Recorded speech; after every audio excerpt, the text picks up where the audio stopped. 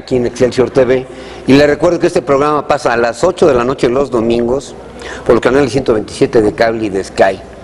Y ahora, ¿qué puedo decir? El señor que tengo aquí a mi derecha no necesita presentación, Demetrio Bilbatúa Rodríguez, más mejor conocido como Demetrio Bilbatúa.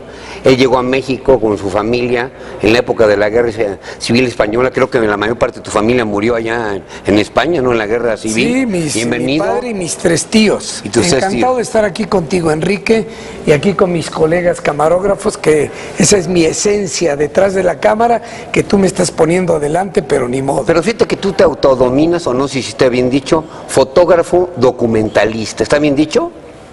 Dominas, no, denominas. ¿Te domino? Sí, claro. Sí, soy un camarógrafo que entendió mucho el lenguaje de lo que quería expresar a través de la imagen y vio en esa imperiosa necesidad de hacer una gramática propia, que modestia aparte, en aquella época que me tocó vivir, los años fines de los 50, principios de los 60, pues era algo muy novedoso a nivel nacional lo que yo estaba haciendo, basado en toda una teoría que yo traigo de origen. Fíjate que me dio mucho gusto este premio que te entregó el presidente de la República, Enrique Peña Nieto, el Premio Nacional de la Comunicación. ¿Te lo dieron por trayectoria o por qué te lo dieron? Bueno, realmente sí, por trayectoria. Soy un hombre que he hecho más de 1000 documentales. En todos los cines del país se proyectaban documentales míos, junto con Agustín Barrios Gómez. Hicimos nuestro gran amigo. Tu amigo y de toda la vida, que siempre te veía como su sucesor. Sí. Decía, oye Demetrio, yo si me voy de embajador, tú te quedas con Enrique Castillo. Digo, bueno, y yo hago contigo los documentales. Así es la idea. Pero bien, dime una cosa, aquel noticiero que veíamos en el cine, noticieros, ¿cómo se llama? Continental. ¿Tú también lo hacías? No, ¿o no? Yo entré precisamente a modificar ese concepto. Eso lo hacía Hernández Bravo junto con Agustín Barrios Gómez. Sí, Hernández, el papá de Coti Hernández Bravo. Coti de Lucero. Y entonces... Guapas, muy guapas las dos, ¿eh? Pues las dos, sí, las guapas. Las dos. Y entonces, cuando yo entro con Barrios Gómez, porque todo eso tiene además todo un contenido que es muy interesante que lo sepa el público, creo yo. A mí el primero que me ofrece entrar en una sociedad con él es Miguel Alemán. Velasco, naturalmente, junto con Jacobo Zabludowski. Ellos hacen Telemundo, que era una empresa que se iba a dedicar a producir documentales. Yo era un camarógrafo destacado más o menos, y Miguel me ofrece... Siempre fuiste destacado, a mí me da gusto siempre tu humildad cuando dices más o menos, no, súper destacado. Bueno, no, en un principio como todos. No, pero tenías un talento. Pues sí, porque aprendí el lenguaje de conjugar imágenes, ese es el secreto. Más que la cámara en sí, fue editar, Enrique. ¿Dónde guardas todo este acervo de 1000 documentales? Bueno, esto tengo un centro cultural cinematográfico, Hermanos Bilbatúa, en honor de mi hermano Ángel y mío, que está en Coyoacán. Tipazo también, ¿eh? Ángel era encantador. Ángel fue el catalizador de todas las amistades de los Bilbatúa. Él tenía un yo sabes dónde lo conocí, a través de Paco Ignacio Taibo I, no, en su casa. Sí, así era. A donde también conocí a Luis Buñuel. Claro, era muy amigo de él, y es más, don Luis venía a comer pues esporádicamente a mi casa, que lo llevaba mi hermano Ángel. Voy a leer un joven un joven de 20 y tantos años en esa época. Voy a leer una frase tuya que me impactó y me dio mucho gusto, porque es la gran verdad de nuestro país. Lo que dice nuestro amigo Demetrio Bilbatúa, dice: detrás de mi profundo entusiasmo y entrega está presente la inquietud de que mis imágenes le hagan justicia a México. Jamás he negado sus grandes contrastes y contradicciones, fíjense, señores, pero he dado testimonio que son más sus bondades que sus miserias. Esta es una frase rotunda de lo que somos. Y créemelo, Enrique, que así lo viví toda mi vida. Yo este país empecé a quererlo porque lo conocí. Yo fui junto con mi hermano Ángel y Alex Phillips, camarógrafo de López Mateos. Sí. Y con él hicimos todo el país, recorrimos todo el país. ¿Y qué tal el rapport con López Mateos, el rapport?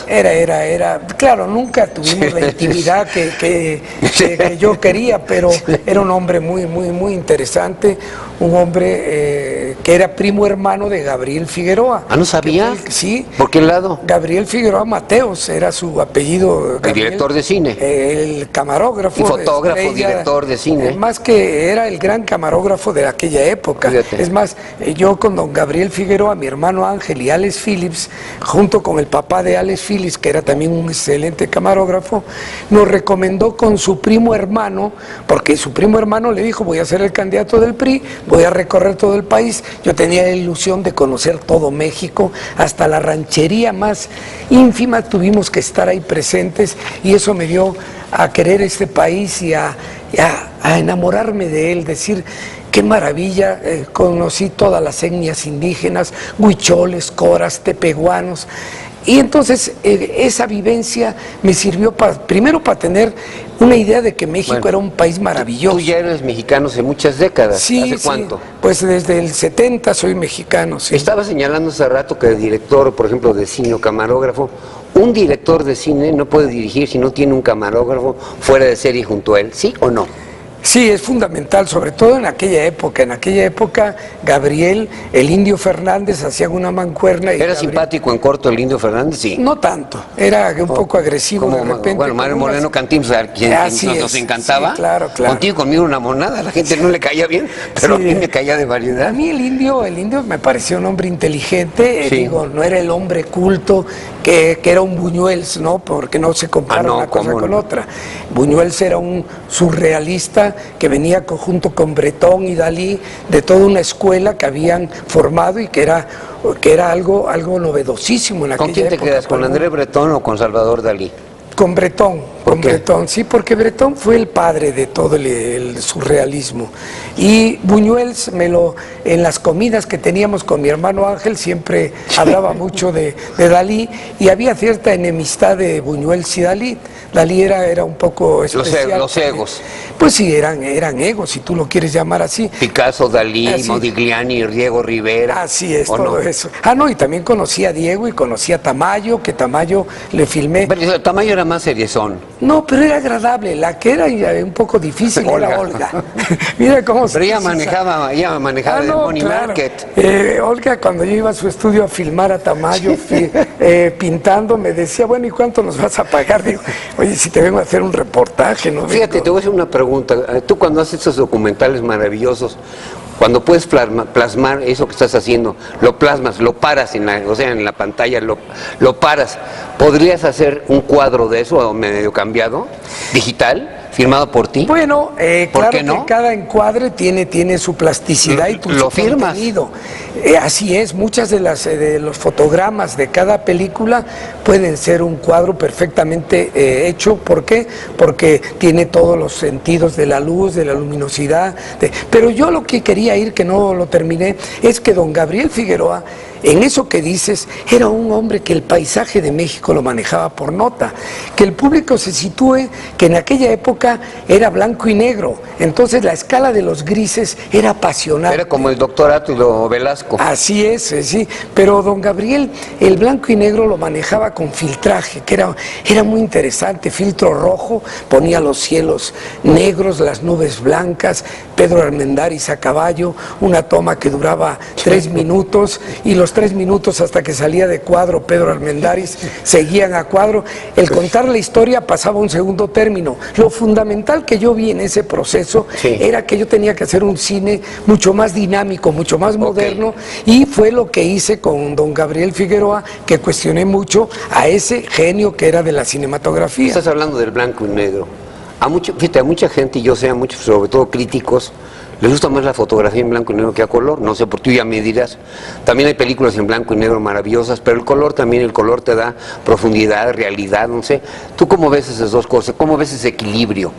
Bueno, yo también soy de los que me quedo con el blanco y negro, Enrique. Sí. El blanco y negro tenía, con la película Pancromática, que era una película novedosa, ya los verdes resaltaba una tonalidad de gris diferente, los cielos muy negros, las nubes muy blancas. Entonces una plasticidad, Enrique, que esos paisajes de magueyes, que Sergio Eisenstein cuando vino a México con la película Que Viva México, se basó en esos cuentos, en Sandunga, en Magueyes, en el Torero, en las ruinas prehispánicas. ¿Por qué? Porque ¿de qué no podría hablar a mi amigo Demetrio Bilbatúa? Porque yo me acuerdo el que vi, que me gustó mucho, El País Mágico, Sinfonía de México. ¿Esas cómo las hiciste? ¿Cómo te vinieron a la mente? Mira, Enrique, yo después de la teoría, yo tuve, bueno, permíteme explicarte un poquito. Yo sé que siempre te encanta explicar. Entienda. Cuando voy a tus lugares famosos, me dices antes que darme a comer, déjame, no vais a comer todavía, déjame explicarte este plato. Sí, mira, yo procedo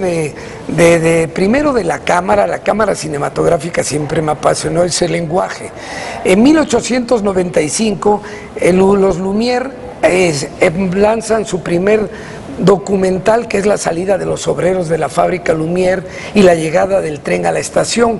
Esa simbología que te estoy hablando del siglo XIX, para mí fue fundamental empezar a entender que ya era un lenguaje, pero que no tenía todavía gramática, no había ritmo, no había continuidad. Aquí sí deja entrar una pregunta. Estás hablando de algo muy, para mí, pues algo muy fuera de serie.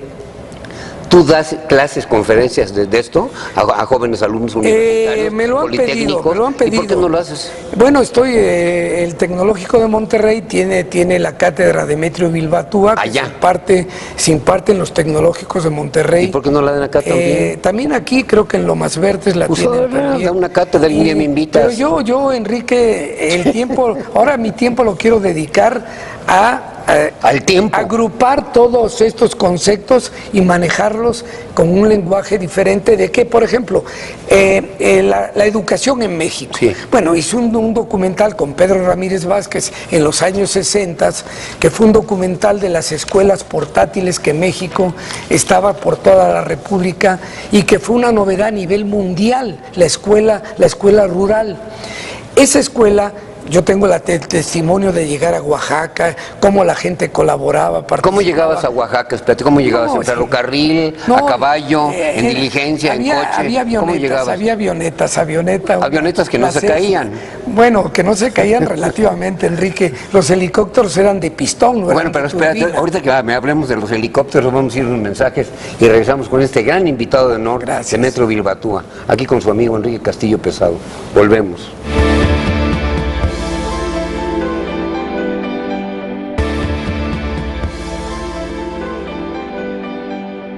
Bueno, pues hablar con Demetrio Bilbatúa, ya lo oyeron, el ritmo del programa va muy rápido. Él es una gente, para mí, sui generis.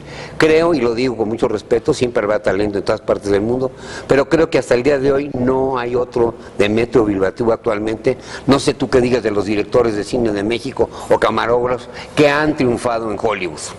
Bueno, no, si tienen su mérito. Yo, González Iñárritu, me parece su película, la fui a ver y me parece muy interesante. Es un lenguaje diferente al que yo había manejado. Mi relación del cine era transformar tiempo y espacio. El cine es el arte del tiempo en las formas del espacio, así se catalogaba. Y ese proceso yo lo aprendí de David W. Griffin, de Méliès, de tantos, Eisenstein, por ejemplo, el ruso.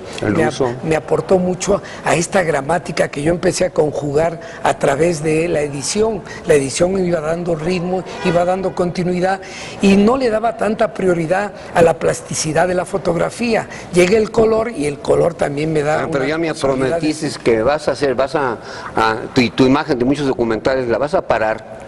Vas a hacer un cuadro, lo vas a filmar y vas a hacer una exposición, no sé cómo le titularías. Bueno, pues testigo de México, porque he sido nada más modestamente un testigo de México. Puedo citar algunas de tus cosas, fíjate, el Valle Sagrado de Urubamba, el cuarto maratón. En Perú fue. El cuarto maratón náutico del río Balsas, espectacular. Luego Desarrollo Económico, Fundación a la Cera Perdida, Sinaloa, Descubra México, Quintana Roo, Ruta de la Amistad, Tamaulipas, San Luis Potosí, Nayarit, Alas de México, muy bonito, Plan Chontalpa, Paz y Libertad, el tercer informe del licenciado Gustavo Díaz Ordaz, a quien tú estimabas mucho, El Mar de Cortés, El Triunfo de la Razón, México Distrito Federal, yo me quedo como Ciudad de México, y Los Mil Rostros de México, y cientos y cientos más de títulos. Más de 1000 documentales, se dice pronto, en cine 35 milímetros, no es el documental digital que se hace ahora, que realmente ahora en cualquier teléfono celular hay un camarógrafo en potencia. noticia. Y ese es Tu relación con Agustín Vargas Gómez, tu relación de no solamente profesional, de amigo, ¿cómo era?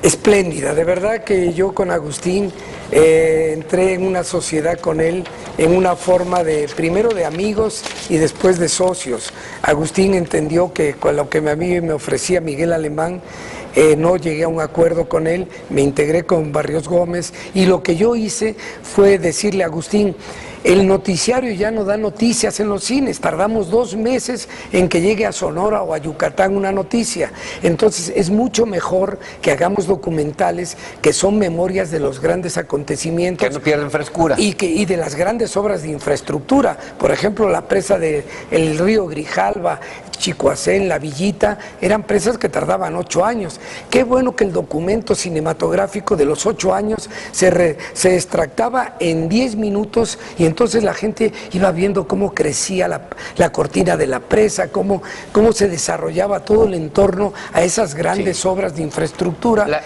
Y eso lo hice, claro. La gente quiere saber que ahora que te entregaron este premio del Consejo de la Comunicación, el presidente Enrique Peña Nieto, si no te dijo algo en corto, algo bonito, ¿qué te dijo en corto? Sí, pude hablar con el señor presidente, además una gente en lo personal, lo admiro mucho, y fue una gente que entendió el valor que tenía todo este acervo, porque yo luché mucho para que el gobierno de México se quedase con ello, porque pues uno es, ya cuando yo me vaya de este barrio, pues tiene que quedarse algo al frente de ello. ¿Tú eres de los que crees que te vas a quedar aquí? ¿Tú todavía crees en eso? No, por eso. No, hay más allá. Claro que esto se hace sí. polvo, pero nuestra alma y espíritu va para arriba. Estoy de acuerdo. Y allá van a hablar con nosotros. Estoy de acuerdo, discrepo un poco de tu forma de verlo, pero sí, bueno, yo hablo de una doctrina, tú hablas posiblemente de una religión a la que yo respeto. Pero fíjate, presidente del grupo New Art, que ofrece los servicios especializados de postproducción para la industria del cine y la televisión, las empresas New Art Digital, New Art Sound, New Art Laboratorios, New Art Dub. ¿Por qué todo es new?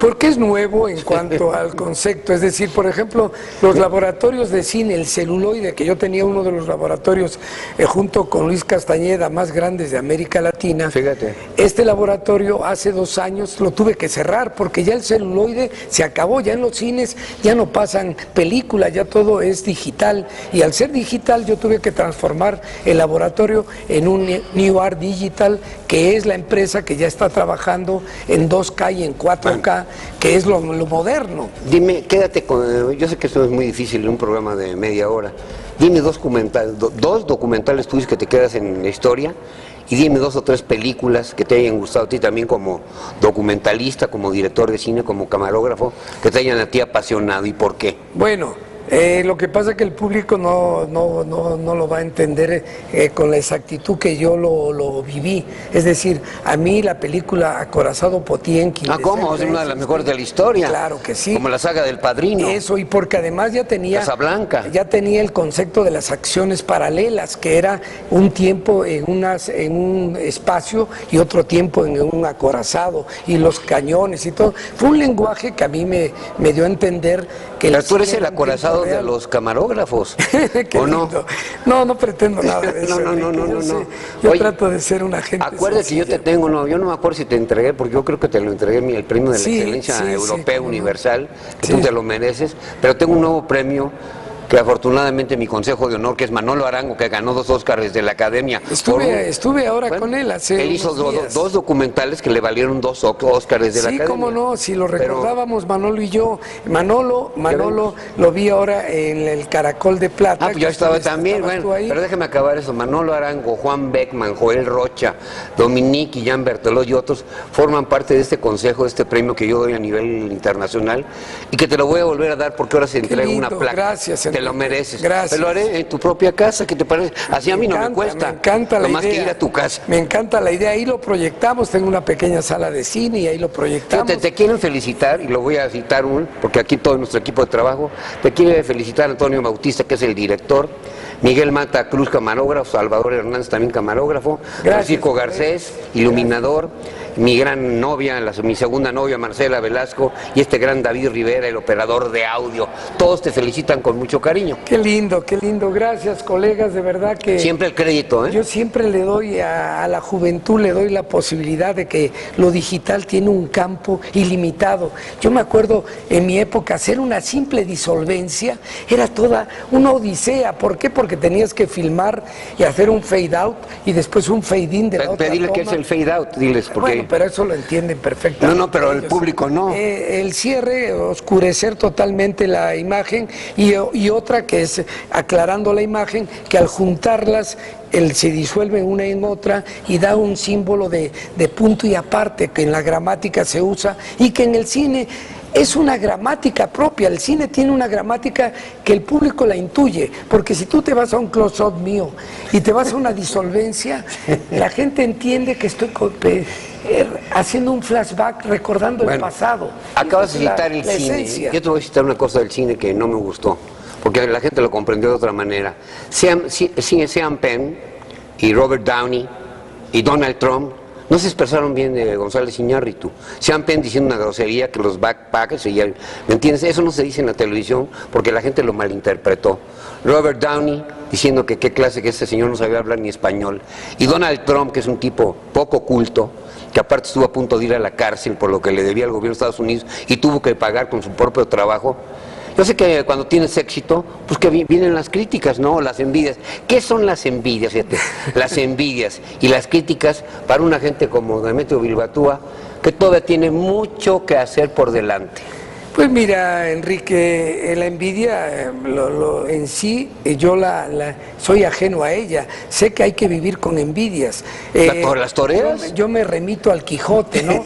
Señor, ladran los perros, señal que cabalgamos, Sancho. Pues esa es la filosofía de la envidia. Que mientras no hablan de ti, también decía Martí, mientras no hablan de ti, entonces sí, preocúpate. Preocúpate, eso preocúpate, no es que es bonito, es claro, eso. Pero lo del Quijote es fundamental, es decir, cuando a Sancho le dice, señores, que ladran los perros, dice, señal. No te preocupes, Sancho, señal que cabalgamos, que seguimos adelante y que te vale poco.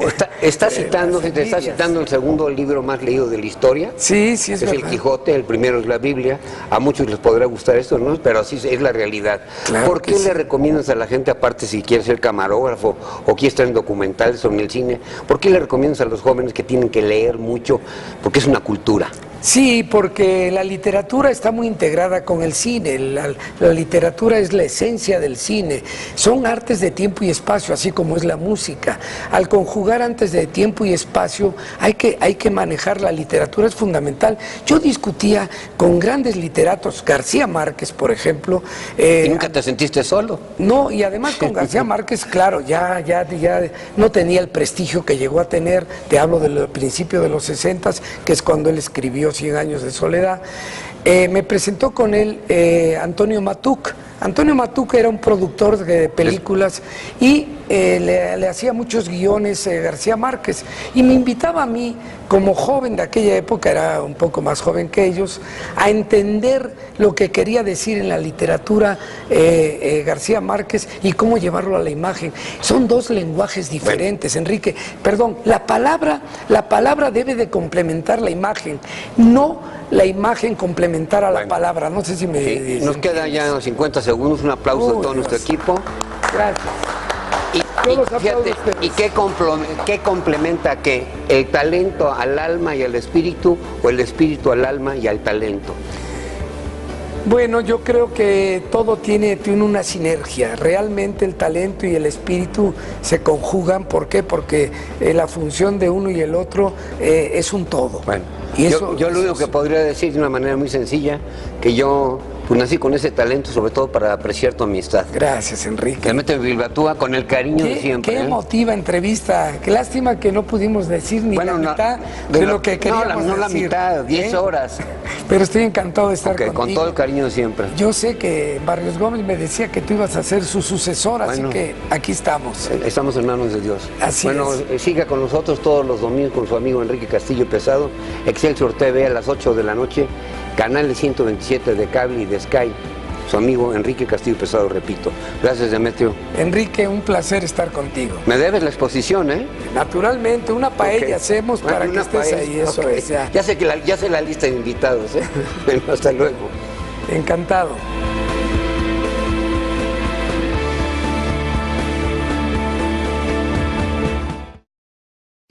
Te invitamos a seguir cuestionando la información con los siguientes videos.